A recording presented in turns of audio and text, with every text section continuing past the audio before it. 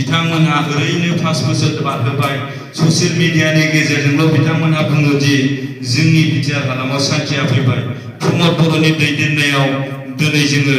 बहुत डेभेलपनि खामानि मावनो हाबाय होननानै नाथाय बिथांमोननि जेनाखि खामानि मावनायखौ जोङो नुदों रावबो लाइमोनफोरनो दिनै साख्रि सासेबो होनो हायाखै दिनै इयुन जेनेरेसन जेनाखि जोंनि इयुन जेनेरेसन होननानै बुङोबा जोंनि फिसा फिसौनि खोथा थायो जोंनि इयुन जेनेरेसन आयं फिसा फिसौ आयं आजै आजौनि खोथा थायो बेनि इयुननि जेनाखि फैबाय थानाय जेनाखि समा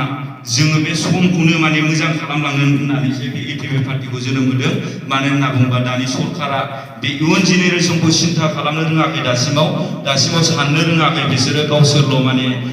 गुगाब सगाब गारि लायै लायै ओंखारनायखौ नुनो मोन्दों सोरनिबा दिनै माबा मोनसे समयसा सल्भ खालामनानै होआखै बिथांमोनहा बोरैबा रां आरजिनो हागोन बोरैबा गावसोरल' जेन'बा न' बिल्डिं लुफ्लुंनो हागोन बिसोर बेखौल' सिन्था खालामना दङ नाथाय हारिनि बा जाथिनि बा रायजो राजाफोरनि जेनाखि उन्नति जेनाखि डेभेलप बेखौ बिथांमोनहा मालाबाबो सानाखै आरो सानालासिनो दिनै बिथांमोनहा ससियेल मिडियायावल' ओंखारनानै ओरैबायदि जोंहा दिनै सान्थि फैदों ओरैबायदि रायजो राजाफोरनो जोङो बेबायदि आसनि होदों बेबायदि माबा होदों होननानै आं बेखौनो दिनैनि दिनावहाय बुंगोन मानो होनबा जोंनि एटिपि पार्टिया बिसिनि बादि सोरनावबा अरुणोदय होगोन सोरनावबा अमुक होगोन सरकार दायोबा होननानै जों मालाबाबो बुंनाय नङा मानो होननानै बुङोबा दाखांनायनि उनावसो जोंहा जेनाखि मावनांगौ खामानि दङ मावनांगौ हाबाफारि दङ बेखौ जोङो सिन्था खालामसो मावलांगोन होननानै जोङो नोंथांमोननि गेजेराव दिनै